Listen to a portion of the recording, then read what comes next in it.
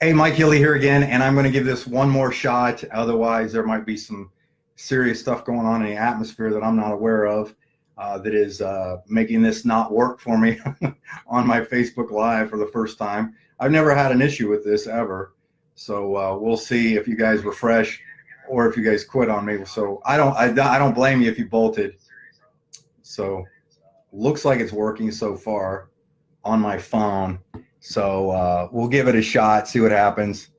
And if it works, it works. If it doesn't, it doesn't. So anyhow, what I was talking about, so maybe you can come back, watch the replay. If this is, if this works, then hopefully the replay. If not, this will be my third strike and we're out, and I'll just make a video and upload it or something like that.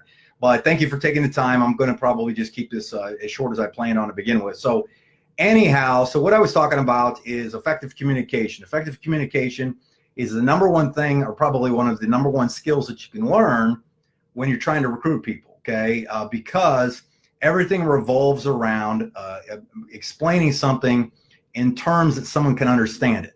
But more importantly, becoming a persuasive communicator to the point that you're getting people to listen to you. You're getting people to answer your questions and things like that, okay? So like I said, have your notes ready. You're gonna have to have a pen and paper handy, and we're going to do this. Now, I also, because you might be watching this on a replay that got cut off, so I'm going to have to repeat myself for a second, is the one thing I have noticed is that the top earners that I've ever seen in network marketing have always been the top recruiters. So recruiting is a skill. But the reason I believe these people are able to recruit more people is because they're very, very, very good communicators. So that's why I wanted to take the time, because I always try to look at what they call in business pinch points as to why people fail or not fail, that kind of thing, and really see if I can help address those issues, okay? So I think that if you learn some of these things that I'm about to teach you, or at least get you on the right track, because it's obviously practice, but you got to practice the right things, okay? You can't just talk to people, and not get any results and wonder why you're not getting results, because everybody has the same opportunity, right? So why is it some people can recruit like crazy and enroll people and get tons of customers, where other people with the same opportunity, same amount of time in a day, are getting no results? Okay, typically you got to look in the mirror. Sadly enough, a lot of people don't take the time to look in the mirror, and they blame the opportunity, the issue, or such and such, as opposed to looking in the mirror and saying, what skill do I not now have that is holding me back? That's what I had to figure out. I wasn't recruiting people. I knew that the top money earners back in when I first started networking were recruiting the most people. And so I had to address the fact that I wasn't recruiting people. I didn't know how to do it. I didn't know what the skills were. So I made it a point to learn those skills. Once I learned those skills, everything changed, right? So that's what I want to do for you is get you into some effective communication right now. All right, so since we are talking about effective communication, you're going to take notes on this. I got some bullet points here, and we're going to start with number one, okay? One of the things, and I mentioned this in the other one that got chopped off, but I want to repeat it in here. So if you see the replay, is make sure you watch the information, the Zoom recorded training that Liz Pivito did with Tommy Johnson about the power of doing three-way calls, okay? Because a lot of times, when I mentioned a second ago, people join you because they know you, like you, and trust you. But when it comes to business, most of the time, a lot of people don't have a track record of success to the point that they can talk to their friend that they would immediately just sign up, right? But if you had like Bill Gates or Warren Buffett or something like that, somebody like that walk up to you and say, hey, I'm starting a business, it's $1,000 a join, are you in? You sign up. You don't even have to ask questions. Why? Because you know them, like you, and trust them, right? You know their track record. But if somebody who doesn't have a track record of success asks somebody, then a lot of times there's pushback.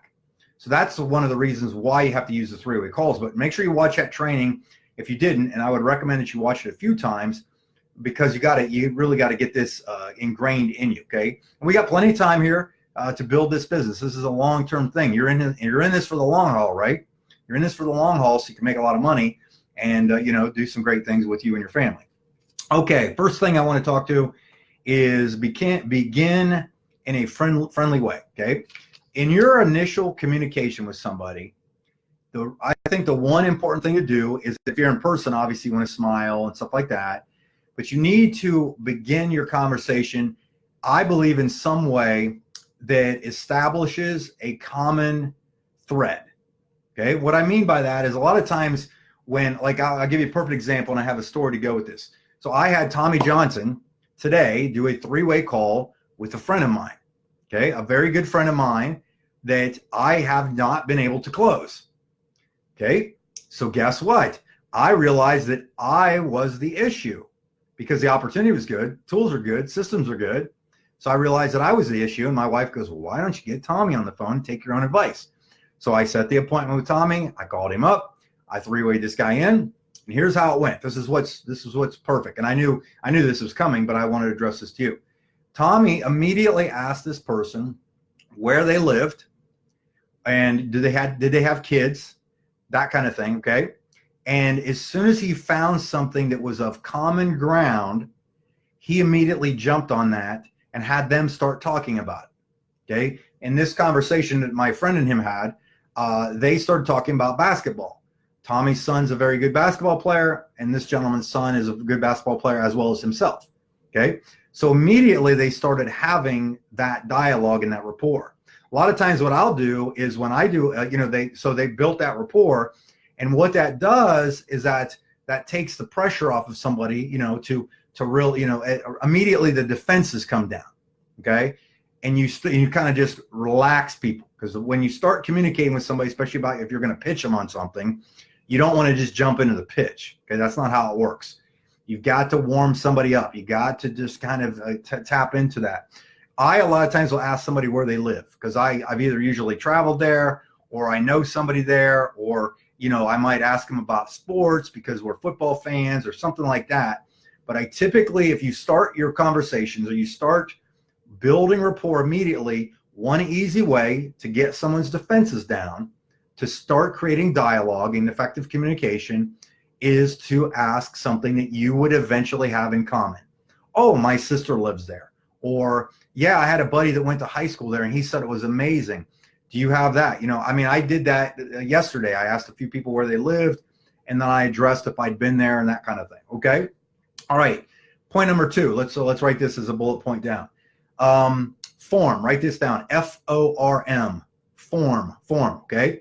If you're stuck a lot of times in communicating with somebody, and back to the kind of the building rapport and stuff, FORMS is an acronym that stands for family, occupation, recreation, and money. Okay, these are typically most people's hot buttons. Okay, that you can start to communicate effectively a story in there, or you can find out what somebody's wants and desires are. Because really, really important is, whenever you're communicating with somebody, whenever you're having a conversation with somebody, always remember that this conversation has nothing to do with you. It has everything to do with the person. Okay. And you have to be genuine about this too. You have to be genuine about making sure that person feels the fact that you're genuinely concerned. If you want to know how to get to find where this business fits as a solution for somebody, okay? Because you got to remember this has nothing to do with travel. This has nothing to do with money at the moment. It has to do with solutions. Okay, I got to see if I can put it to you in a better way. It's not the money, it's the solution that they're looking for.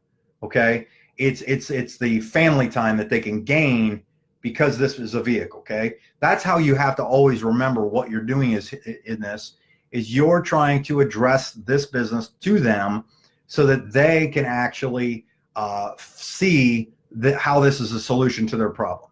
Okay, so when you're going through the form, family, occupation, recreation, and money, a lot of times what I try to do is I try to take mental notes, or a lot of times if I'm on a phone, especially if I'm on a phone and they don't see me doing it, or if I have a pen and paper, I say, hey, if I look away, I don't want them thinking I don't want them thinking that I'm not listening to them. So if I'm on a Zoom, a video conference, and I'm doing this, I say, hey, that's a great point. I want to write that down.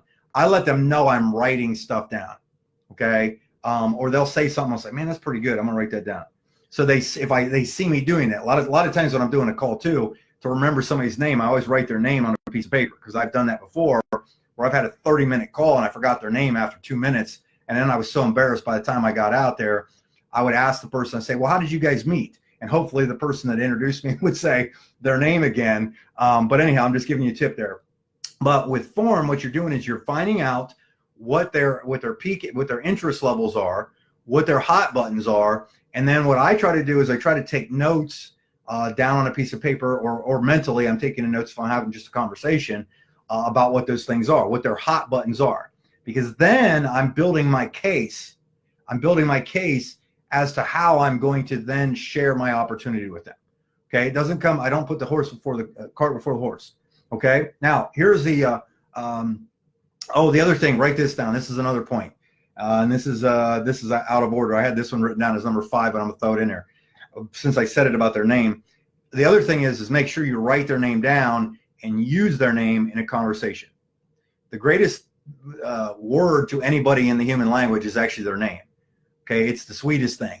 It's the best thing that they can hear is their name. Okay, you know, people, you like it when people say your name. Everybody likes to hear it when somebody says their name on stage, right?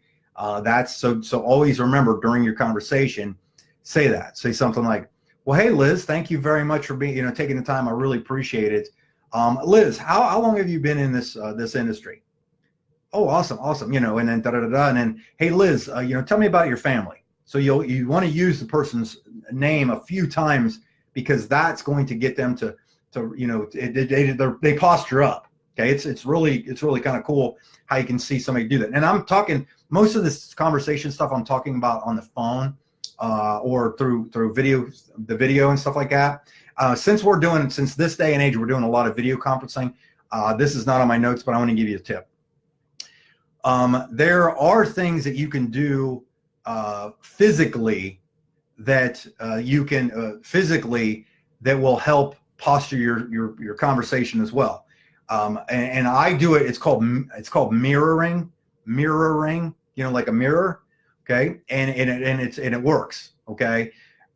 Typically what I do is if I'm sitting with somebody one-on-one, or I'm talking to them in person, I a lot of times mirror what they do. So if I was sitting with you across a coffee table and you lean forward, I would lean forward.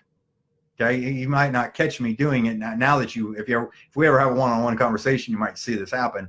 But if I see you go like this and sit back when you made a point, I'll sit back because it's a relaxing posture. If I see you cross your arms, from the bar business, a lot of this body language stuff, that's what I was looking for. The body language stuff I learned was from not getting my head punched in, or know it was about to get punched in. Okay, so when I saw a person do this in front of me, this is a defensive posture, right?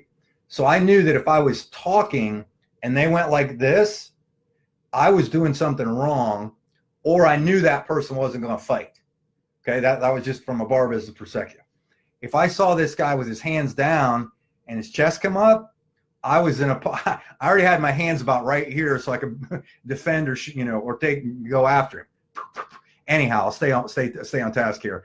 You can mirror somebody a lot of times in their body language, but especially when you're having a conversation, if it's just idly, hey, you ever heard of this business? Have you ever done network marketing?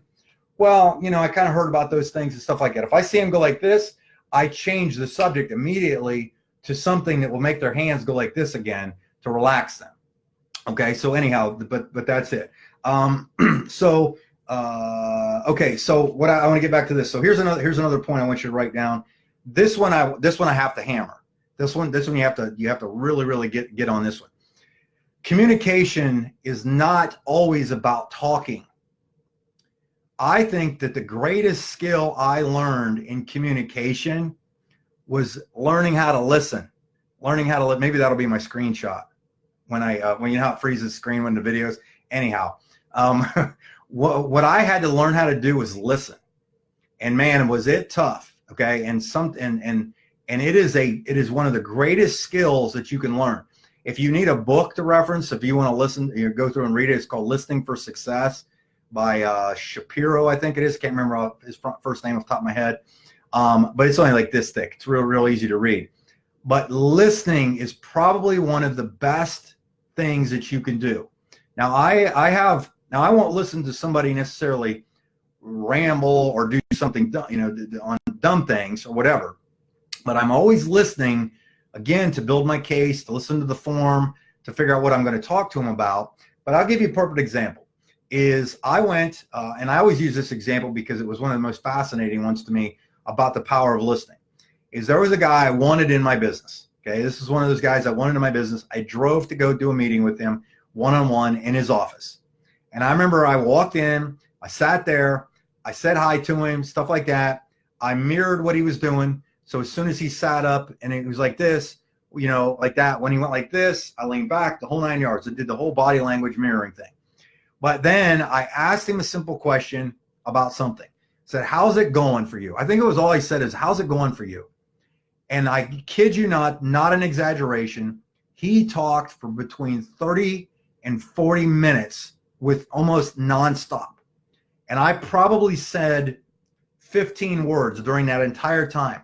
And I just remember he was sitting back there, he was talking like this, and he was talking, he was using his hands and going like this and talking and rocking in his chair and going back and forth like this. And I just sat there and I just listened. I'd smile and I'd laugh every once in a while, some of his stuff that he would say. And at the very end of this thing, it seemed like he talked himself out. He did this, he sat up and he goes, you know what? I think I'm ready to do this thing with you. Okay. I know you sent me that one thing. I looked at it. I think this is definitely something I want to do. And I hadn't even said anything. And it got me to thinking, to the point that this was probably one of the biggest things that I'd learned how to do, was become a good listener. Because what do people like to talk about the most? Themselves, right? So let them. The best communicators are the people that will ask people the right questions to get them to peel the onion back a lot of times, to find out what the form is. And then listen, you can't be tricky about this. You have to be, honest and sincere about it, right? But a lot of times people just want to be heard. Nobody's ever asked them their opinion on something. No one's asked them about why they did this. Like, I'm starting to realize, because I have a short attention span. That's just the facts, right? I just have a short attention span. I'm trying to get better and better at this.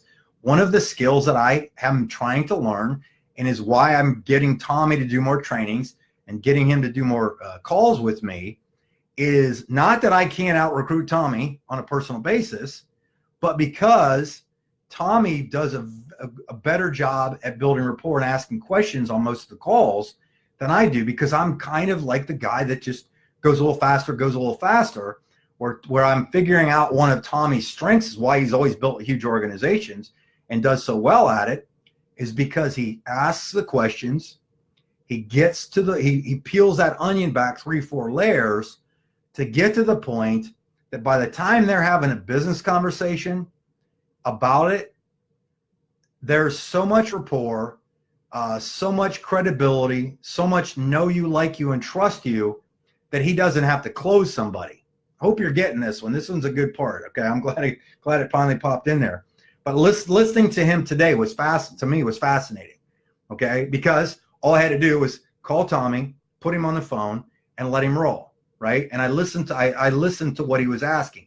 I listened to how he asked it.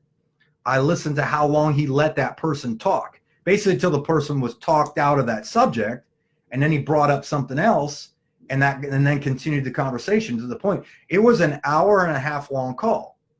But guess what? Immediately after the call, the guy called and said, "Hey, call me. We got to talk. I want to do this thing," kind of thing. Okay, well, what changed? What changed from all the stuff that I'd sent him? Right?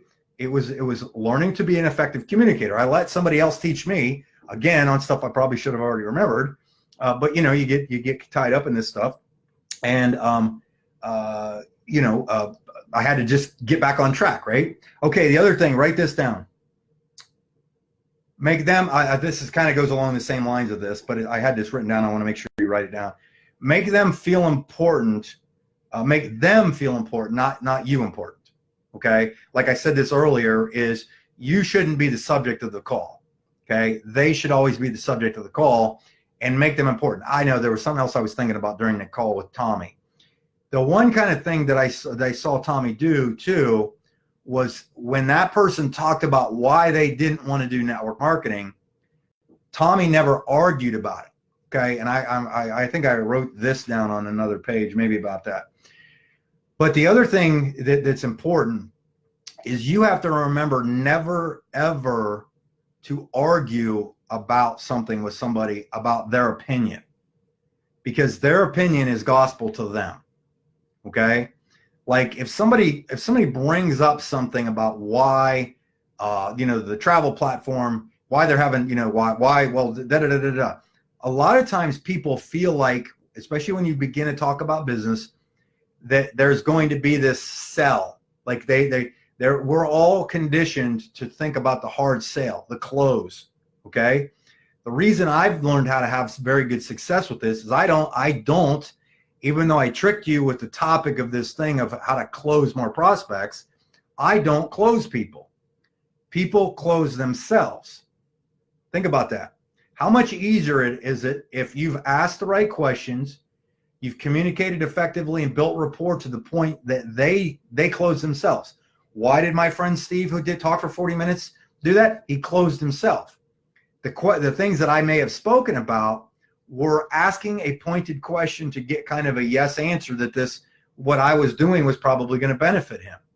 It's the same thing for when you're talking about becoming a customer, something like that.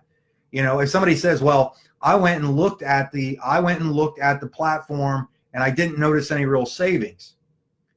I don't argue with them about it, because that's their opinion. That's their opinion. But what I might do is say, how did you come to that conclusion? Pretty simple, right? I asked them, and I asked them, how did you come to that conclusion? Well, they start talking about that.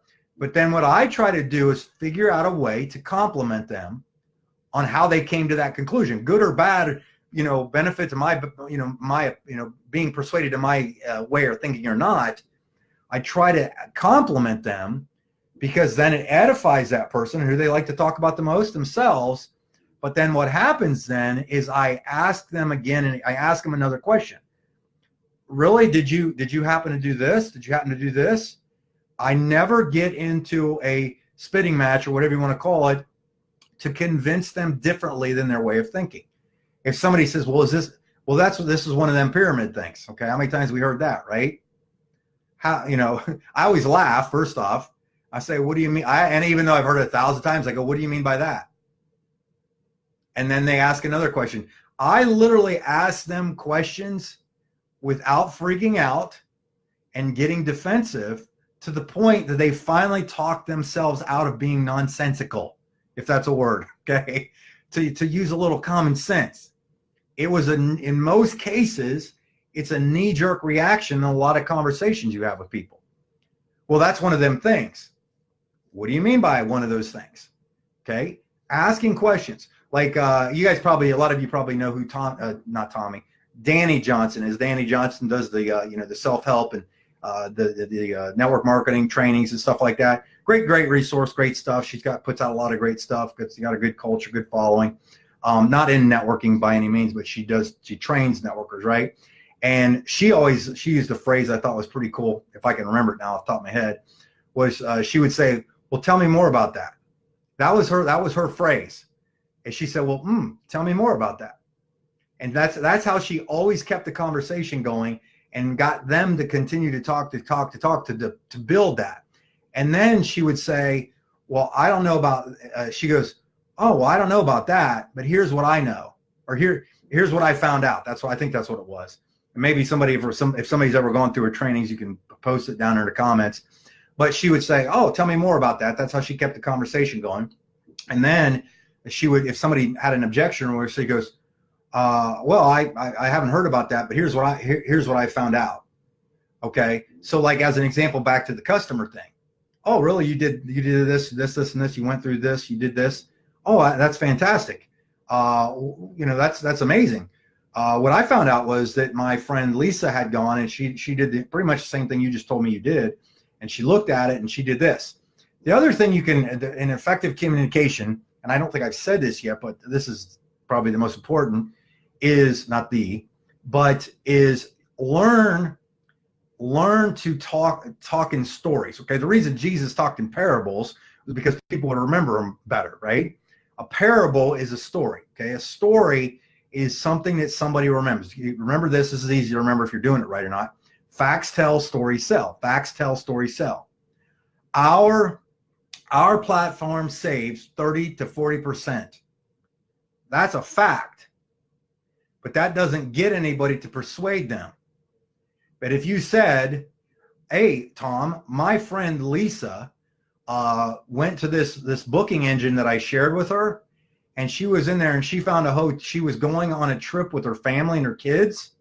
Because think about this, is if you can put them into a mental state of emotion using emotional word pictures, word pictures, to get them to experience it in their head, then it becomes real. See, a lot of times, and this is a good point, I hope I keep going on it, is a lot of times people will throw out the fact and don't understand why it's not working.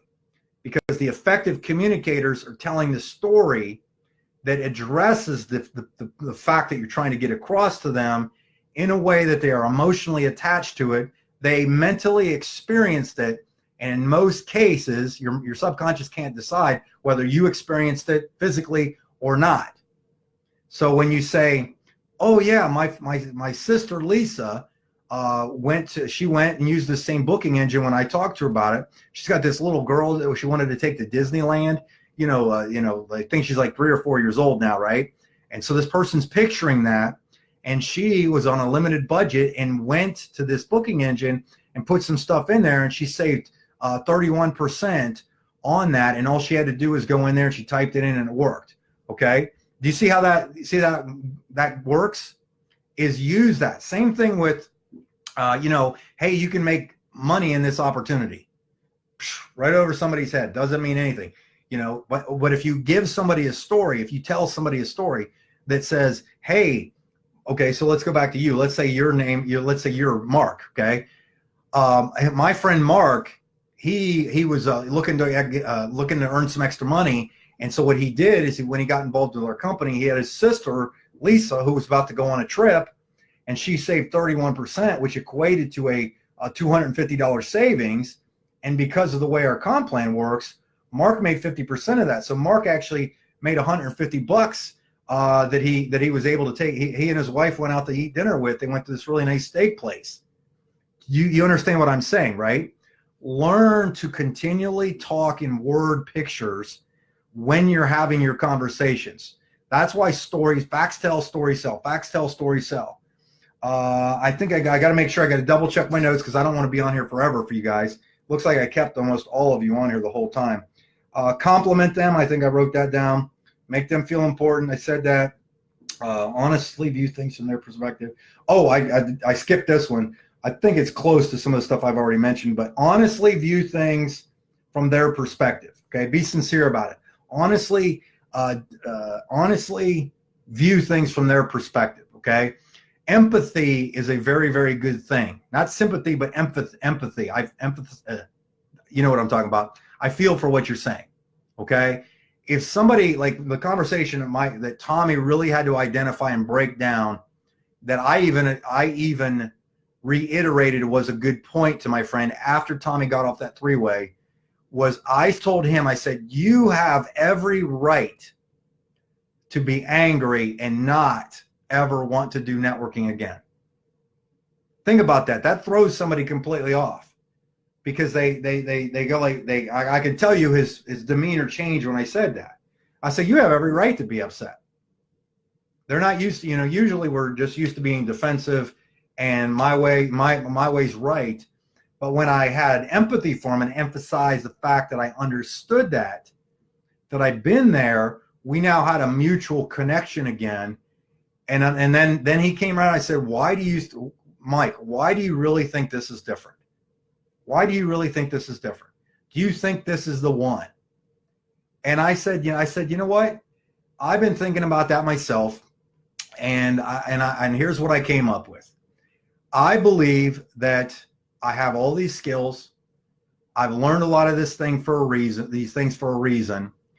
And I really do think I've done enough due diligence. I believe in Holton. I believe in the concept. I think the concept's brilliant. I think our model is different than anything else that's been out there.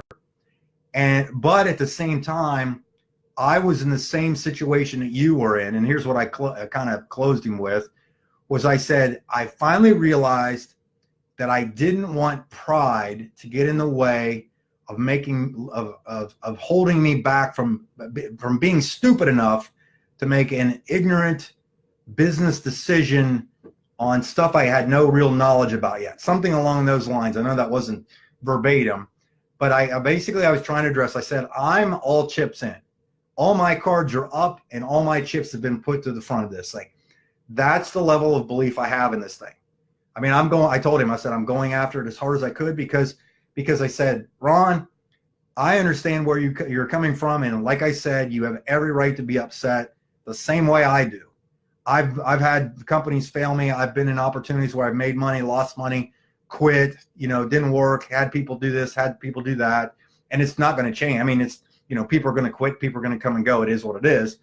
But then I finally said that to him. And I think that was the thing that kind of, besides all the other stuff Tommy talked to him about, but I felt sympathy with, or empathy with him. We addressed it. I told him the same stories that he already knew some of the same stories. We were in some of the same company together, one of the same companies together, experienced the exact same situation where we lost, something we built for years together. And I said, I believed that I told him this, I said, the other thing too is I really only want to work with people that I believe would be good friends of mine long term. You know what I mean? I said, you're one of those people. These are the kind of people, that I want to work with. I want to build the rapport with. I want to travel with, that kind of thing. And I basically, I was totally honest with him on that. And I think that is effective communication. When you find out what somebody's needs are, you find out what their hot buttons are. You don't just always think you're right every single time. You ask questions. You get to the root cause of it. You peel the onion back. To find the real root cause, the real thing. Okay. That's why a lot of times, like, I think that my sizzle call is fantastic for piquing interest, right? I think it's a very good call, an effective call. And most people listen to the entire, like I said, it's like 8 minutes long, but they listen to mostly the entire thing. But then I think there's some missing links because you can't. The iDecide is a phenomenal platform as well to introduce somebody to this, to get somebody to understand what we have our hands on. But I started the call with this, I can't remember on this being the third take of this video, this is a people business. This is a people business. This isn't a travel business. This is a people business.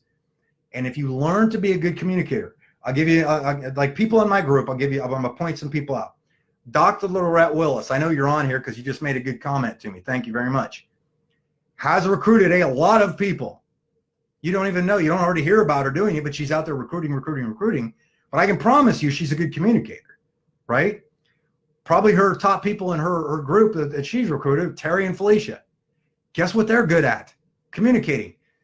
Like Terry's phenomenal at it. Felicia's phenomenal at it. Liz Pivido's good at it. Ty Starr's good at it. I mean, I know I'm going to miss a bunch of people on here, but there's a lot of people that I see are out there that they're communicating first and foremost than anything else. They're because I'm all about systems, right? I use systems to try to make it easy for people to get confidence in their mind first and foremost to take action.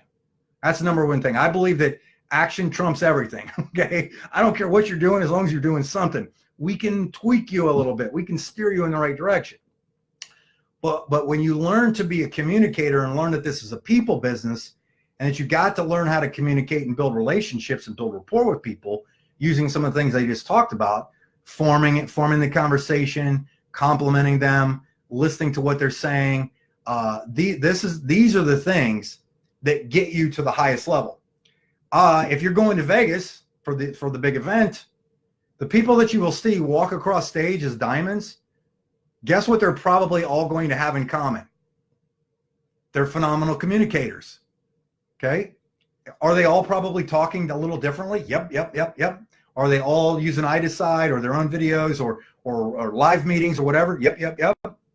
But I guarantee you they're all good communicators. And most of the time, 99.9% of them, they had to learn how to be communicators. If you listen to some of the backstories on every top earner that you'll probably ever run to in the history of network marketing, this was a skill of how they learned how to do it. If you go out there, here's the thing, and here's let me leave this with this because I don't know what time I started and how long I've been on here, but anyhow, hopefully you're getting some good stuff out of it. You can go on YouTube and go get the book. Just type in "How to Win Friends and Influence People," right? Dale Carnegie. I think it was written in the 30s, but it's literally like the greatest communicators, business coaches, personal development coaches have pretty much just pirated everything that they have. Take a wild guess where the notes came from for today's call. How to Win Friends and Influence People, right?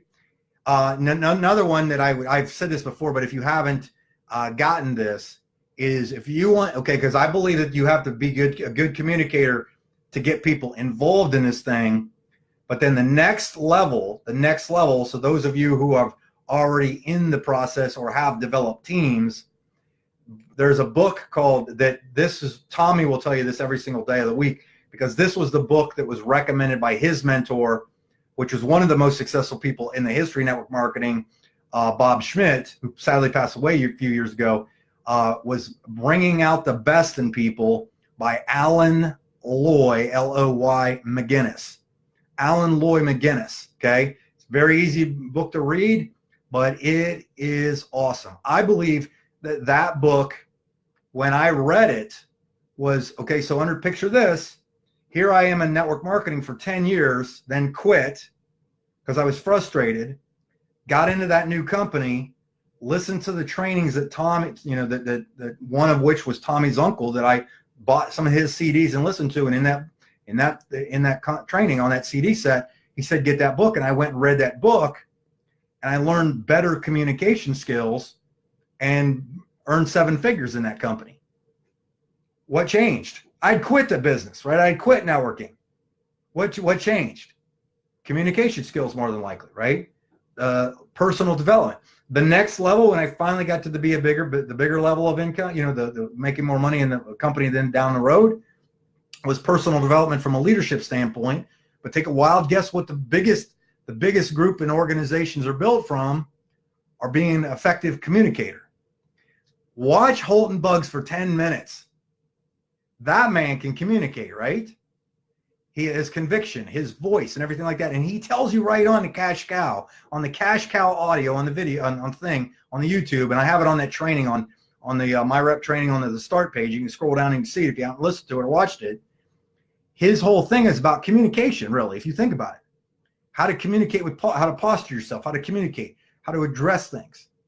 This is one of the critical points that a lot of people miss. But if you study it out, if you start studying this point right here on how to be a good communicator, I believe that you will accelerate your results. You'll accelerate your results because you're going to get some good ones. And when you get good results, you repeat those actions, right? What's rewarded is repeated. A lot of times the reason people quit the business is they go out, they have no real leadership or communication skills. They try a few things. They fail a little bit, so they don't get any results, the good results they wanted. Then they quit trying, they quit learning, and they never get to the point where they actually get a good result and a good thing. The reason I have no problem recruiting is I understand I understand how the process works. Not everybody's going to say yes, but I've done it enough, and I know that I'm a good enough communicator that I can be just dangerous enough to recruit people, right? And more people I typically recruit, the bigger my organization gets. Duh. This isn't rocket science here, people, right? Are you guys getting something out of this? If you can, make a couple comments down below. But listen, I know I'm in the middle of the afternoon, my time, Eastern Standard Time. You guys are awesome, okay? You can listen to that. I know Ted Henry on here, you commented, you're reading that now. You can actually listen to it on the audio version. Is on there. Most good books, so they already have audio on there, because a lot of the older books weren't even really copyrighted back then or something. or people put them on there, but you can always get there on there. Great content. Thank you very much, Liz. I appreciate it. You're doing fantastic.